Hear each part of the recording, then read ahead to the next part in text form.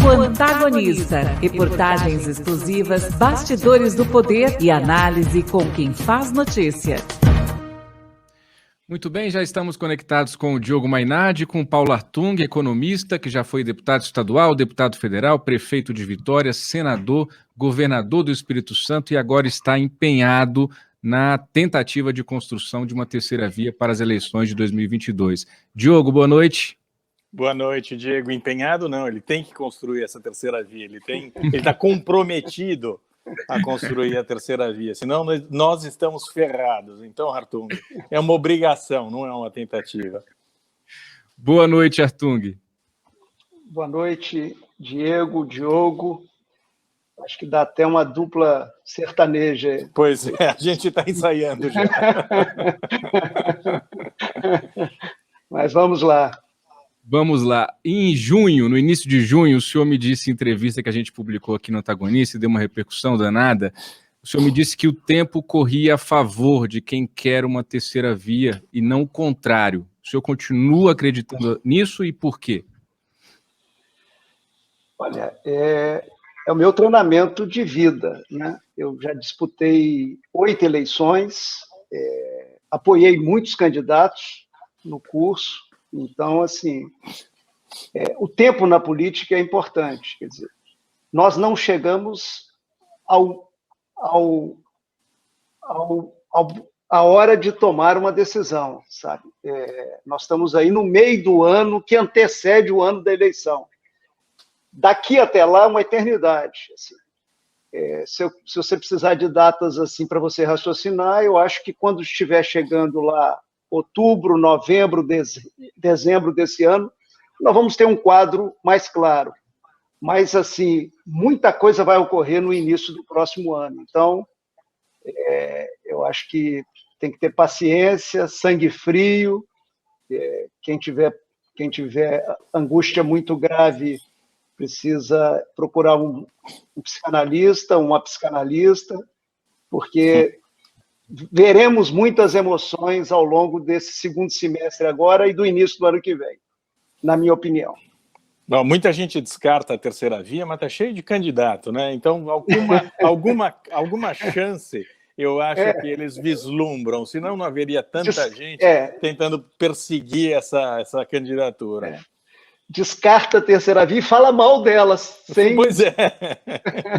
e depois levanta o dedinho. Olha, grava mensagem para a militância falando mal da terceira via e assim por diante. Né? Mas, assim, quais são essas surpresas ou essas notícias importantes que você imagina para os próximos meses? Assim, nós temos dois movimentos populistas na conjuntura atual, né? Mas um agarrado no outro, né? Literalmente, né? Um dependente do outro. Então, assim, qualquer fragilidade de um dos dois lados, o outro se ressente também. Então, quer dizer, na roça, o povo fala assim, ó, calma, meu filho, tem muita água para passar debaixo da ponte. Então, assim, eu acredito que nós vamos ter uma evolução, eu falando sério, uma evolução política muito interessante nesse segundo semestre, né? A emergência de nomes, tem que ver quem consegue um fio terra com a sociedade, não adianta conversar apenas com a elite brasileira, precisa conversar com o povo brasileiro, o que eu chamo de um fio terra com a sociedade, chegar lá na Dona Maria, no Seu João, ter uma mensagem que mostre como a vida dos brasileiros pode melhorar, e aí sim você vai definindo esse processo. Só para ilustrar, assim, olhar as eleições recentes do Chile e do Peru. O eleitor mesmo, assim, olhando aí Brasil e Argentina, horas atrás, e olhando Itália e Inglaterra, quer dizer, o povo mesmo só entrou em campo, sabe, em cima da hora da decisão. Assim, o Peru, assim, uma disputa ali muito dividida e com eleitor dando o ar da graça muito em cima. Então, assim, quando eu vejo os analistas muito confiantes que as coisas já estão definidas, que esse quadro é o quadro que vai chegar ao segundo turno da eleição do ano que vem, eu sinceramente duvido disso, né? Não que eu não admita que essa seja uma das hipóteses, mas o que eu não admito, Diogo, é que seja a única hipótese. Temos várias hipóteses que podem ser processadas ao longo desses próximos meses. Aí, eu volto a dizer, tem um político antigo, capixaba, dizia assim, olha, quando você está num processo eleitoral, 1 mês, 2 meses, 6 meses, isso não significa muito tempo, não, isso significa uma eternidade. É isso que nós temos. Se a gente for olhar do ponto de vista da construção política, o tempo não é escasso. Nós temos tempo, né? Se teremos competência para estabelecer um nome com uma narrativa que chegue nos brasileiros, isso é outra coisa, né? Porque a racionalidade no Brasil, muitas vezes, conversa ela com ela mesma. Acho que o pulo do gato é quando a racionalidade no Brasil conseguir conversar com os brasileiros, conversar com quem mora na região amazônica, conversar com quem mora no Rio Grande do Sul, no Brasil Central, produzindo grãos para o mundo inteiro. A hora que conseguir conversar com esse Brasil, eu tenho certeza que a racionalidade vai dialogar com a outra coisa importante na política, que é a emoção das pessoas. Aí vai dar um casamento bom.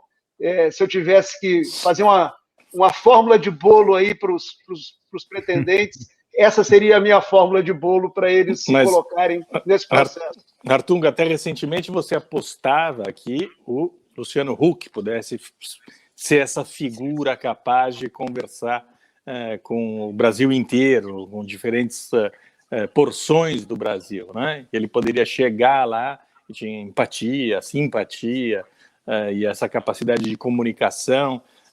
O projeto gorou mais uma vez, ele está mais interessado na carreira televisiva dele do que qualquer outra coisa. Nós aqui deste lado costumamos só subir o salário dele. A cada campanha eleitoral ele ganha sem dúvida nenhuma. Todas as ele já ganhou em 2018, ganhou também em 2022 antecipadamente. Mas e agora? Assim, Eduardo Leite, você acha que pode? A gente conversou com o Eduardo Leite na semana passada, o Diego chamou aqui para o programa dele, e eu estava aqui também, nós conversamos com o Eduardo Leite. Você acha que tem alguma chance de um garoto como ele, novo, conseguir conversar com o país inteiro, com gente pobre, gente rica, de norte a sul? Você tocou em duas coisas, né? Então vamos uma de cada vez. Primeiro, eu acho que ganha o debate político brasileiro que personalidades, né, bem-sucedidas em outras áreas da atividade humana venham para o debate político. E aí o Luciano veio e ficou, né? Isso é um ganho, né?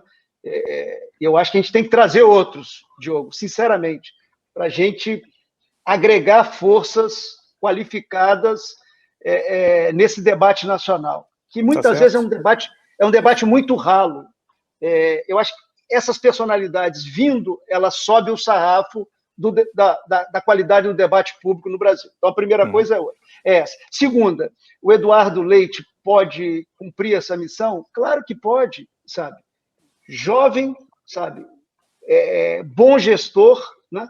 Foi um bom prefeito, está sendo um bom governador, daqueles governadores como eu, que não joga o passivo para a conta da viúva, ou seja, para o colo do povo brasileiro, que mata no peito e resolve os problemas regionalmente. Ele está fazendo isso, é um trabalho notável.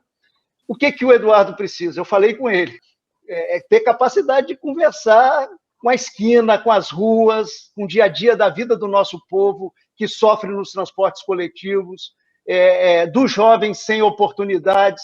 Quer dizer, uma pessoa, um jovem como ele, talentoso como ele, pode bater. Ainda não bateu, né? E aí a construção dessa narrativa, dessa conversa com a sociedade é fundamental. Mas você vê o seguinte, assim, está lá o Kassab colocando o Pacheco, Está lá o MDB colocando a Simone, sabe? Está lá o Moro, doido para voltar. Eu estou vendo o pezinho dele, doido para voltar para o jogo do debate político. Quer dizer, tem muita gente para debater esse processo. Quer dizer, quem é que vai cair no gosto da população brasileira? Eu não te digo hoje, mas até dezembro, vou botar outra data aí, até novembro, dezembro, a gente vai sentir, assim, pele mesmo, um pouquinho de qualitativa, um pouquinho de quantitativa, nós vamos sentir, né, um pouquinho de monitoramento de rede, que agora é necessário, nós vamos sentir o que está caindo no gosto da população. Então, assim, eu acho que tem muita chance de um projeto que caminhe com racionalidade, com inteligência, com vontade de transformar o potencial do Brasil em oportunidade para o nosso povo, para os nossos jovens. Tem muita chance de um projeto desse ficar de pé nessa quadra complicada que nós estamos vivendo aí de 2021, que prepara o 2022. Porque o cara fala assim, não, 2022 já sei o que vai acontecer. Eu digo, eu não sei, porque 2022 vai ser produto de tudo que nós estamos vivendo em 2021. Né? Vacinou, não vacinou, conseguiu carteira assinada, não conseguiu, aumentou a renda ou caiu a renda. Quer dizer, a vida da população inflação, né? Inflação que também. vai... Como? Inflação. Foi no supermercado, encontrou as coisas, não conseguiu comprar. Né? Nós estamos vendo isso dentro do supermercado, dentro de locais de comercialização de alimentos, reclamações e assim por diante. Então, isso é que vai levar ao que eu chamo da ambiência 2022, que ainda não existe. Então, assim, essas análises que eu vejo muitas vezes de analistas importantes do nosso país, elas são precipitadas. Tem muito tempo para as coisas poderem, para amadurecer um projeto de boa qualidade no país. Não estou dizendo que vai amadurecer, pode dar errado, né? Mas eu estou trabalhando para que dê certo. Não, tem que dar. Respondendo a sua primeira provocação, Diogo, eu estou trabalhando para que dê certo. Né? Você citou até alguns que para a nomes. democracia brasileira isso é importante. Oi. Claro, você citou alguns nomes, eu queria fazer a seguinte pergunta. O que é que pode ser considerado terceira via? Porque para a centro-esquerda, o Moro e o Dória, eu topo a terceira via, mas com o Moro e com o Dória eu não vou. Para centro-direita, eu quero a terceira via, mas o Ciro Gomes eu também não quero como terceira via. Né? Como lidar com esses preconceitos que vão surgir? Eu não falei, mas está tendo um desempenho interessante aí, o Mandetta. Quer dizer, tem personagens procurando dialogar com o país. Né? Quer dizer, quando isso fica na mão dos chamados líderes políticos, não fica em boas mãos. Quando isso rola para as mãos do povo, aí sim. Né? Então, assim, essa conversa que eu não aceito, eu aceito ou não gosto, isso vale muito até a hora que aproxima o processo e alguém começa realmente a ganhar corpo, alguma liderança começa a ganhar corpo. Aí, se você for ler o que alguns políticos falaram há 3 meses atrás, você vai dar boas gargalhadas. Né? Então, assim, deixa a bola rolar, vamos ver quem consegue, sabe, ganhar uma musculatura junto à população brasileira, e aí eu não tenho dúvidas. Quando a gente brinca assim, olha, não sei se é terceira via, se é quarta, se é quinta, porque, sabe, já tem 2 nomes postos, sabe, chamando muita atenção. Tem o Ciro, que eu acho que fica no jogo. É natural que o Ciro fique no jogo agora. Quer dizer, e além disso, pode ter mais um nome, mais 2 nomes, mas assim, vamos lembrar o que aconteceu em 2018. Em 2018, a população o eleitor fez voto útil no primeiro turno. Né? A gente nunca tinha visto isso, né? Para ver a sabedoria das ruas. Ela sabe o que quer. Né? Não estou dizendo que não erre. Erra, acerta, isso é próprio da democracia. Corrige na eleição seguinte. Agora, a população entende o jogo que está sendo jogado. Né? Você imagina assim, o presidente continua um processo de enfraquecimento. Uma hipótese, não estou dizendo que isso vai acontecer. Esse eleitorado que está em torno dele começa a procurar o seu plano B. Né? De vez em quando, alguns líderes desse campo me ligam e perguntam assim, vocês vão colocar de pé esse projeto de vocês, né? E eu brinco do meu lado. Quer dizer que nós já somos plano B de vocês, né? E aí vem uma gargalhada do outro lado do telefone. Por que é isso? Então, assim... Seria bom que você contasse para a gente quem fala isso, mas de qualquer maneira... Aí não me ligam mais. Eu sei, eu não vou pedir isso para você. Fontes, né?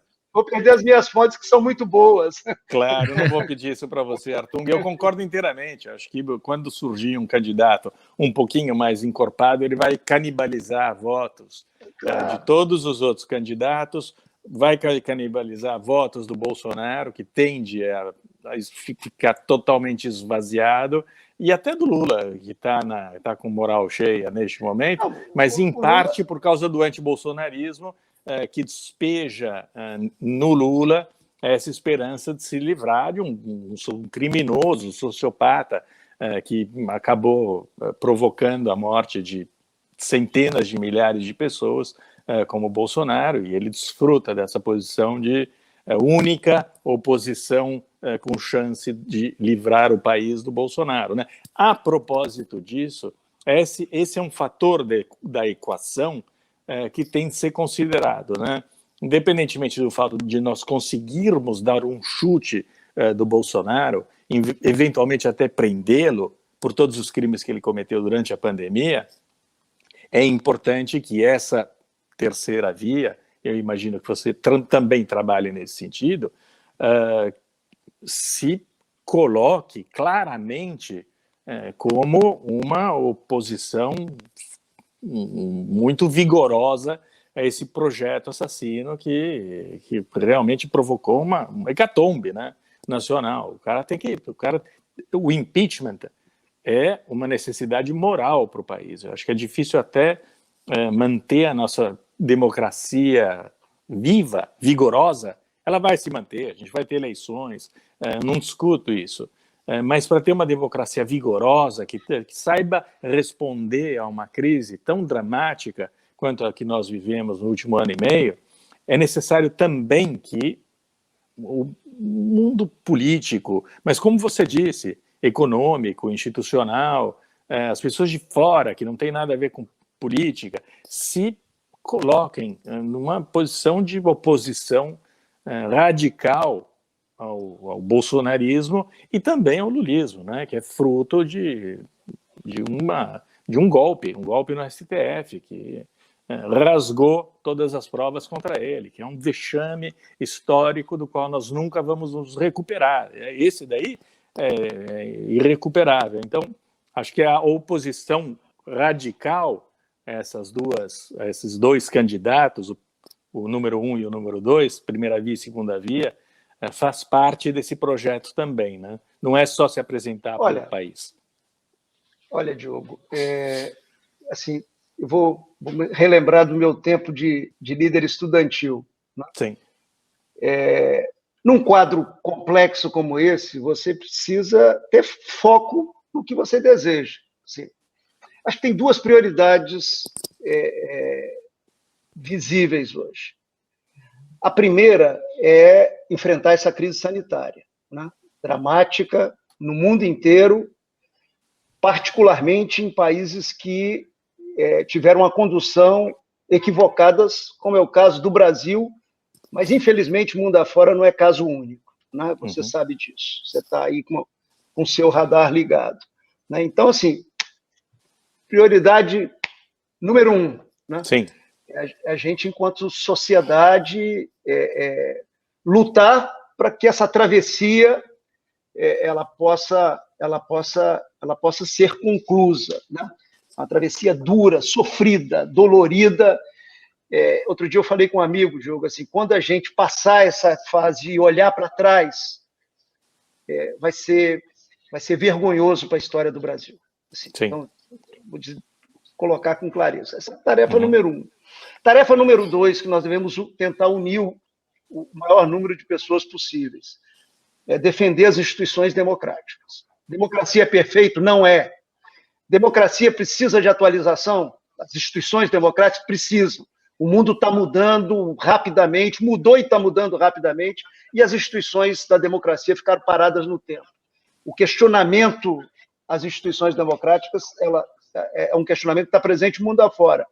Mas nós, humanos, não inventamos nada melhor. Então, nós precisamos defender as instituições democráticas, e eu acho que, assim, essas são as duas prioridades que se sobrepõem a qualquer tipo de disputa de poder.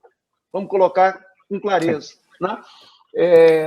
Agora, na disputa de poder, se a gente puder concluir essa travessia da melhor maneira possível, ou seja, salvando vidas que forem possíveis serem salvas com essa descoordenação, com esse bate-cabeça que nós vivemos, ainda estamos vivendo no país, com atraso na compra de vacinas e tudo isso que a notícia é conhecida de todos.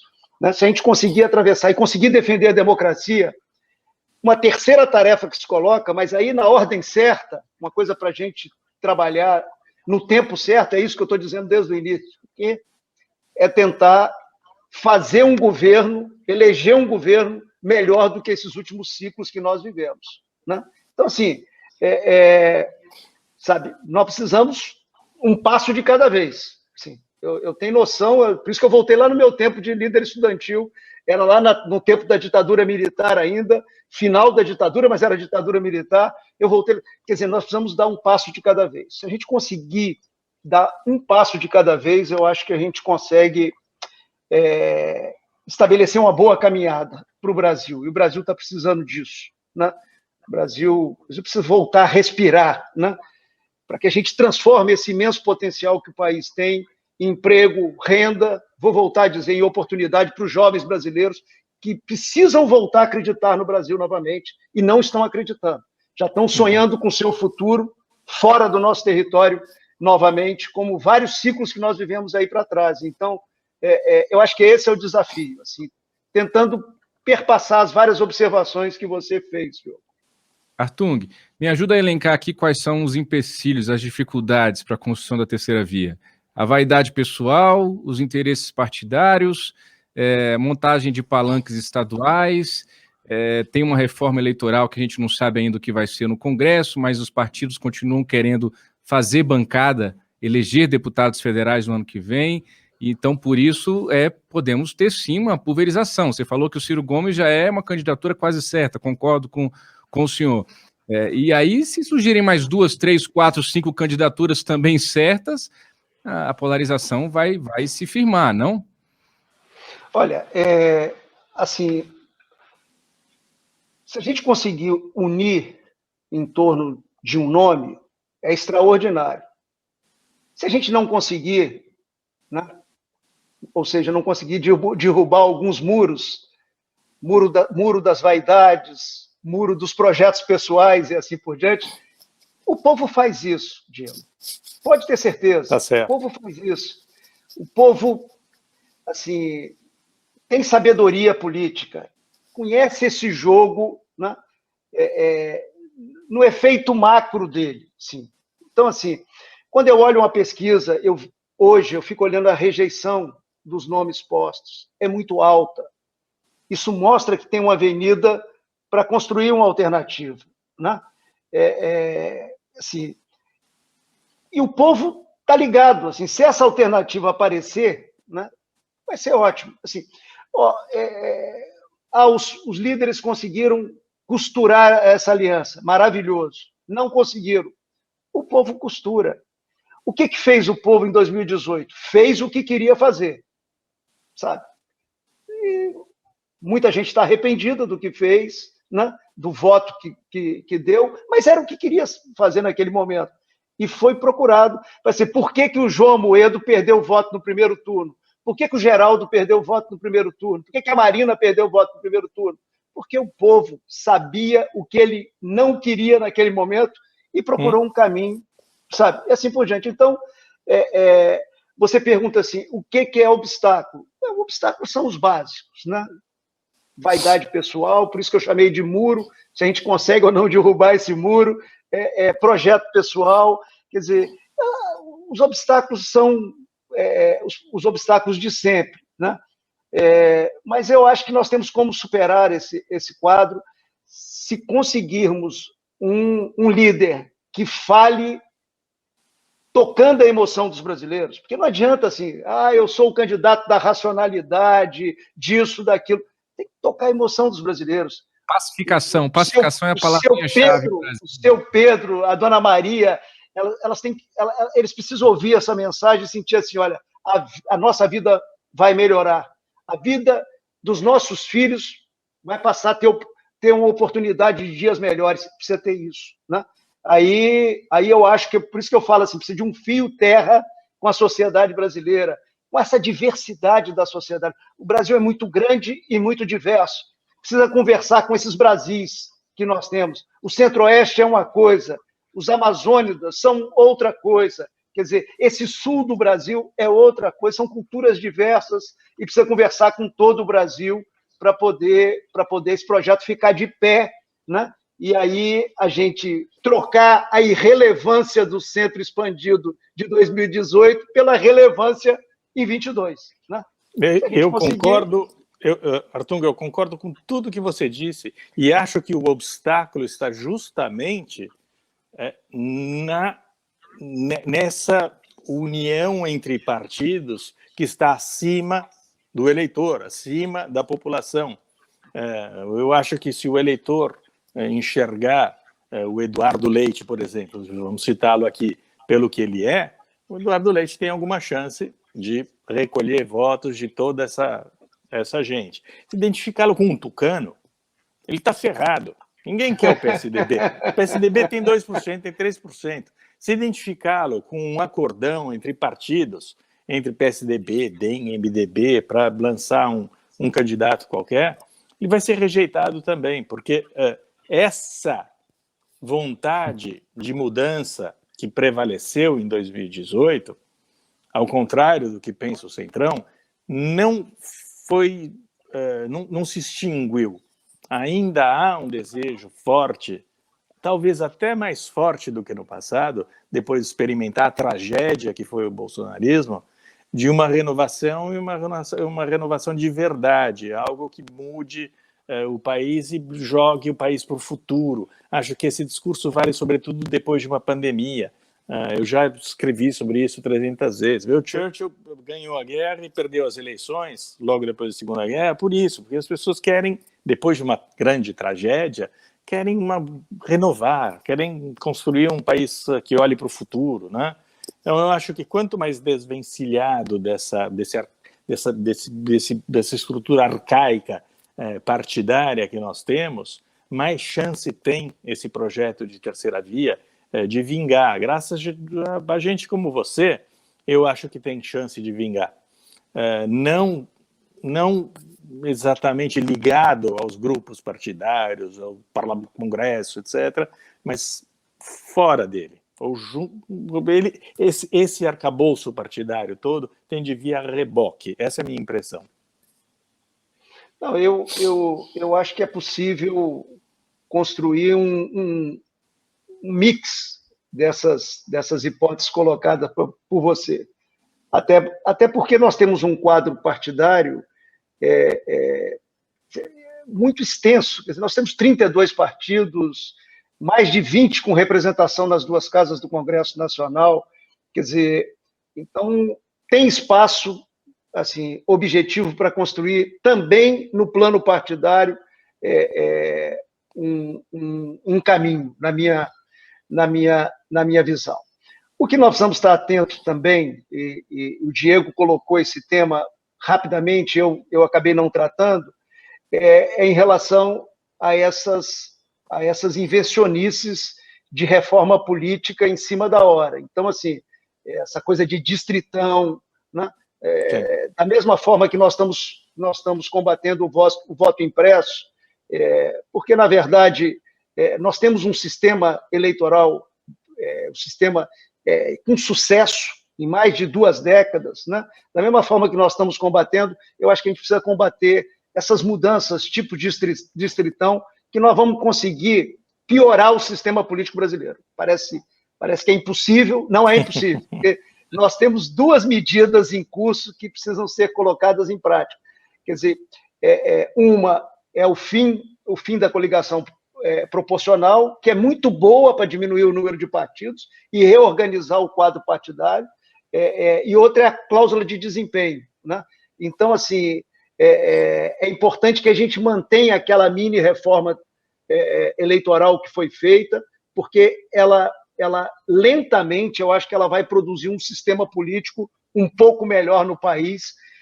Nós somos, assim, um dos países campeões em disfuncionalidade do sistema político mundo afora. Então, a gente precisa melhorar, mesmo que lentamente a gente evoluir nessa melhora. É importante esses arranjos de última hora que o Congresso muitas vezes faz, a gente combater isso aí para manter essas duas medidas que eu acho que são medidas positivas.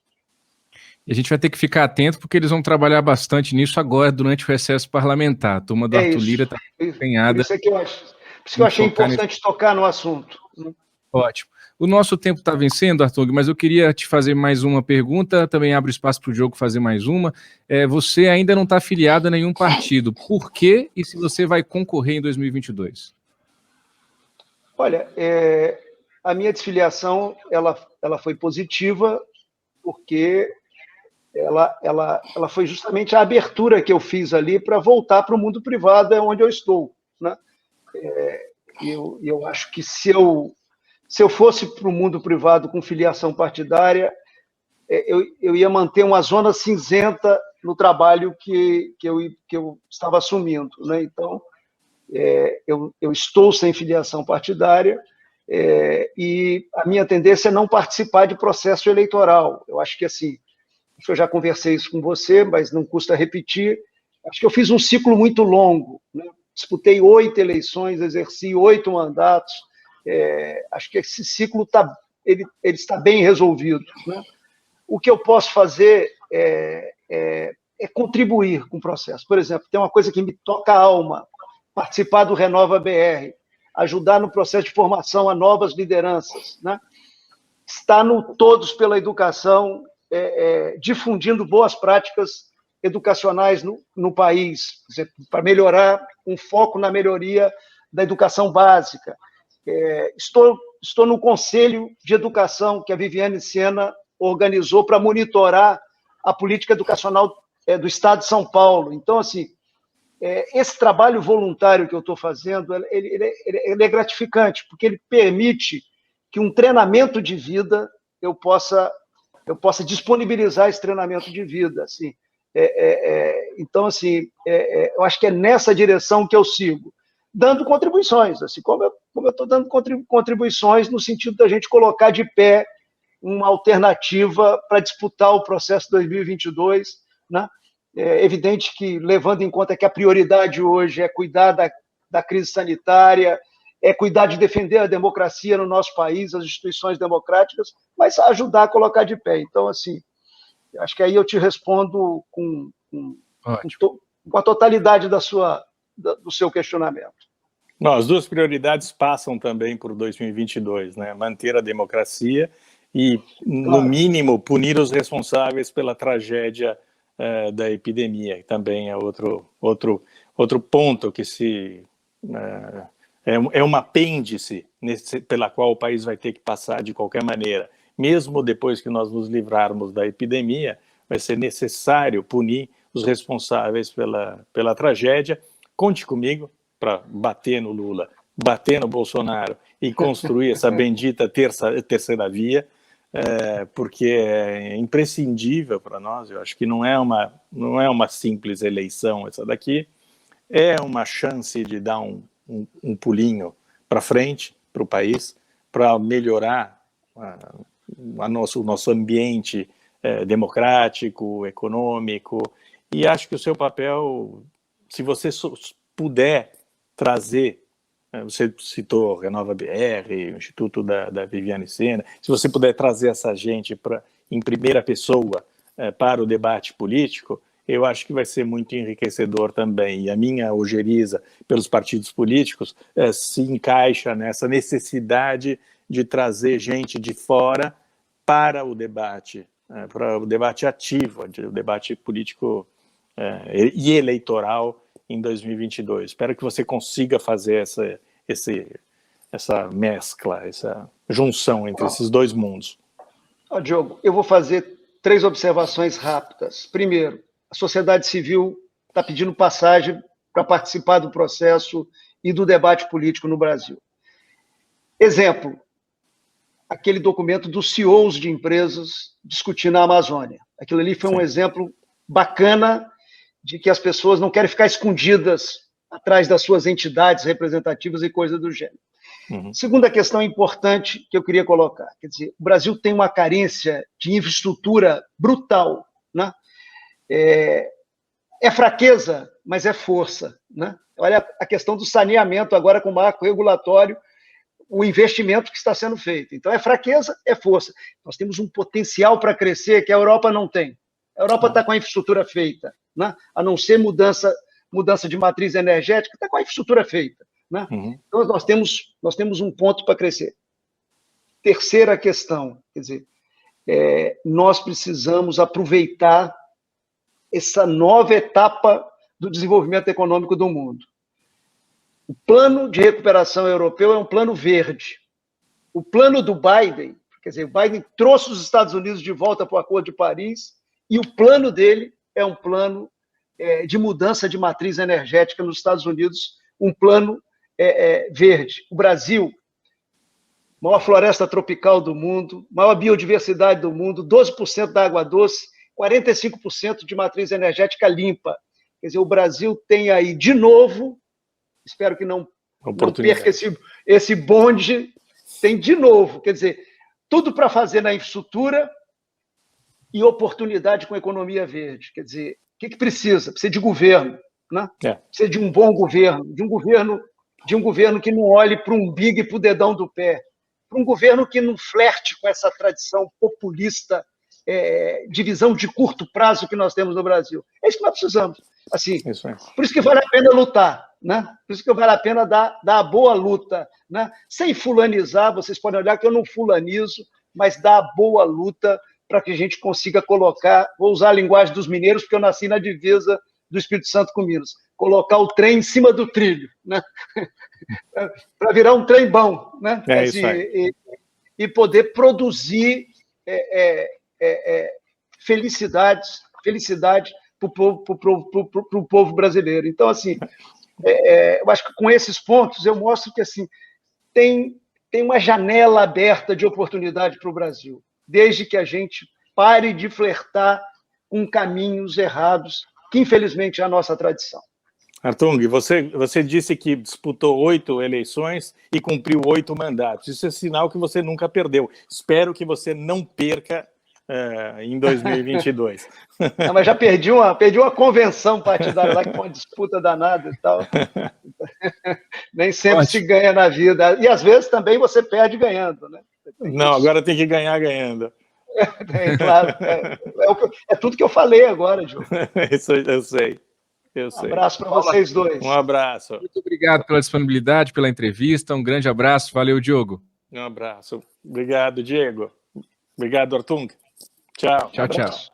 Aconteceu, você fica sabendo aqui. Papo Antagonista.